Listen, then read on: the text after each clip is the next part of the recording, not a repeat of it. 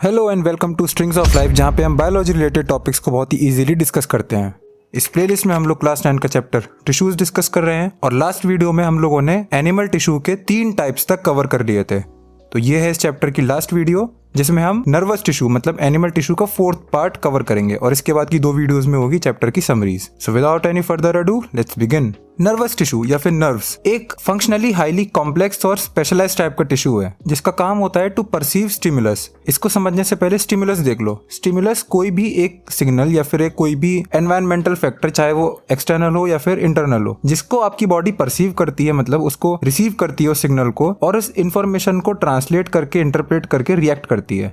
जैसे कि लाइट हो गई, लाइट आपकी बॉडी के लिए, आपकी आइज के लिए स्टिमुलस की तरह काम करती है। आपकी आइज लाइट को परसीव करती हैं, उस इंफॉर्मेशन को इंटरप्रेट करता है ब्रेन और एक इमेज फॉर्म करता है। ऐसे ही साउंड, टच और भी बहुत सारी चीजें हैं और इन सबको बोला जाता है स्टिमुलस। तो नर्व्स एक हाईली स्पेशलाइज्ड टाइप का टिश्यू है जिसका काम है to perceive these stimulus and transfer information from one part of the body to another. The nervous tissue और nerves are generally made up of neurons. Neurons या nerve cells जो हैं, ये नर्वस टिश्यू की बेसिक यूनिट होती है। ये neuron जो हैं, they consist of a star shaped cell body या फिर साइटोन या फिर पेरिकैरियन। मतलब इनका एक ऑर्गन होता है जिसे हम सेल बॉडी बोलते हैं या पेरिकैरियन बोलते हैं या साइटोन बोलते हैं और इट इज स्टार शेप्ड। फिर इस साइटोन में से कुछ प्रोजेक्शंस निकल रहे होते हैं जिन्हें बोला जाता है न्यूराइट्स। न्यूराइट्स 2 टाइप की होती हैं, तुम लोग डायग्राम देखते जाओ, तुम लोग को समझ में आएगा। साइटोन में से जब छोटे छोटे प्रोजेक्शंस निकलते हैं तो उनको बोला जाता है डेंड्राइट्स या फिर डेंड्रॉन्स। और जो एक सिंगल सबसे लंबा प्रोजेक्शन निकलता है, जो सबसे लंबा स्ट्रक्चर निकल रहा होता है, उसे बोला जाता है axon.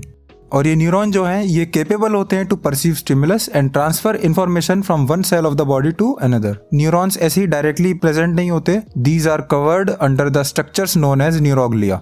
So now let's discuss neuron in a bit detail.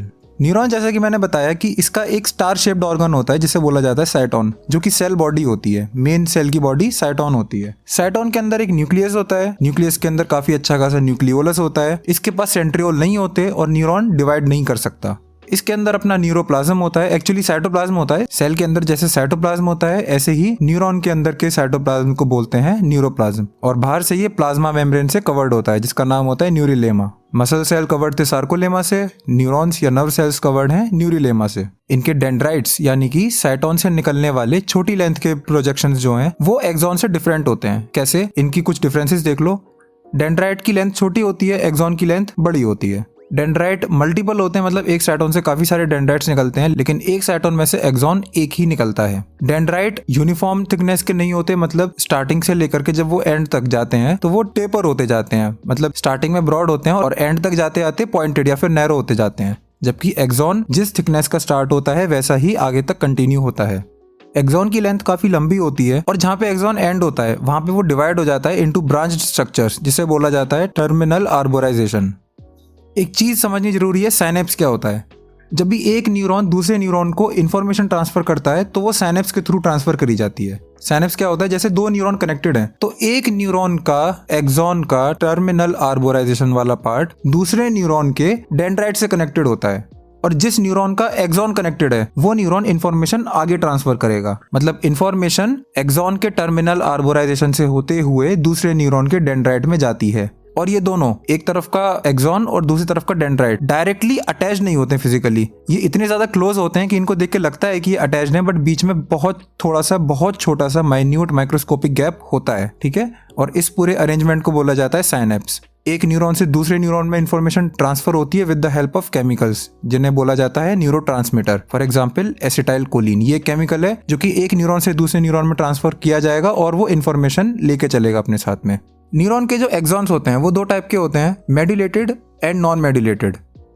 मेड्यूलेटेड वाला देख लेते हैं। मेड्यूलेटेड का एक और नाम होता है माइलिनेटेड एक्सॉन। इसमें क्या होता है? एक्सॉन के पास 2 लेयर्स होती हैं। ठीक है, एक तो आउटर मोस्ट लेयर होती है न्यूरिलेमा की, जो कि साइटोन के चारों तरफ भी थी, और न्यूरिलेमा की लेयर के अंदर एक और लेयर होती है माइलिन शीथ। और तुम लोग सामने डायग्राम पे देखो, ये माइलिन शीथ बीच बीच में से कॉन्स्ट्रिक्टेड होती है, जैसे किसी ने दबा दी हो, और इसी की वजह से ये जो स्ट्रक्चर है इसे हम बोलते हैं nodes of Ranvier.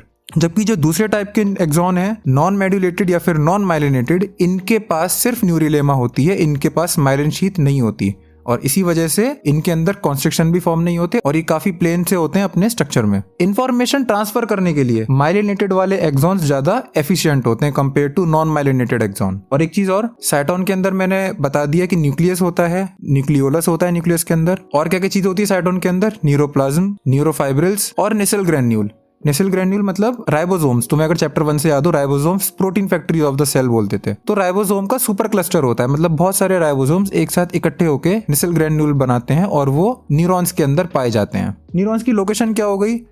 Generally all parts of the body have neurons, और सबसे ज्यादा कहाँ पे होते हैं? ब्रेन में और स्पाइनल कॉर्ड में। इनका फंक्शन बहुत ही सिंपल है। एक तो ये इन्फॉर्मेशन ट्रांसफर करवाते हैं एक सेल से दूसरे सेल तक। हमारे चारों तरफ जितने भी स्टिमुलस है उसको सेंस करने के लिए हमें सेंस ऑर्गन चाहिए होते हैं, और उन सेंस ऑर्गन के अंदर भी अगर न्यूरॉन नहीं होंगे तो हम स्टिमुलस को सेंस नहीं कर पाएंगे। मतलब आपकी आईज, ईयर्स, टंग, स्किन, नोज, ये सारी चीजें सेंस ऑर्गन की तरह काम तो करती हैं क्योंकि न्यूरॉन्स वहां पे होते हैं और वो स्टिमुलस को परसीव करने में, रिसीव करने में हेल्प करते हैं। तीसरा, ब्रेन से जो डिफरेंट ऑर्डर्स जाने होते हैं बॉडी के अलग अलग पार्ट्स के लिए, वो काम न्यूरॉन का होता है। और न्यूरॉन की हेल्प से ही बॉडी के जितने भी ऑर्गन हैं वो एक साथ कोऑर्डिनेट कर पाते हैं और एक लिविंग बीइंग को सस्टेन करने में हेल्पफुल हो पाते हैं। क्योंकि अगर सारे ऑर्गन एक साथ कोऑर्डिनेट नहीं कर रहे होंगे, कोई ऑर्गन कहीं चल रहा है, कोई ऑर्गन कुछ और काम कर रहा है, कोई ऑर्गन कुछ अलग ही काम कर रहा है दूसरे ऑर्गन के साथ, अगर कोऑर्डिनेशन में नहीं है तो फिर ह्यूमन बीइंग्स या फिर कोई भी एनिमल की बॉडी ढंग से सस्टेन नहीं कर पाएगी। तो इसके लिए न्यूरॉन की बहुत ज्यादा जरूरत होती है और इसमें न्यूरॉन बहुत ज्यादा क्रूशियल रोल प्ले करता है। आई होप आपको ये चीज़ अच्छे से समझ में आई हो। अगर कोई डाउट हो तो आप एज ऑलवेज मुझसे पूछ सकते हो। मिलता हूं मैं अपनी नेक्स्ट वीडियो में जहां पे हम इस चैप्टर के दोनों पार्ट्स मतलब प्लांट टिश्यू और एनिमल टिश्यू को समराइज करेंगे। तब तक के लिए take care, keep learning and bye bye.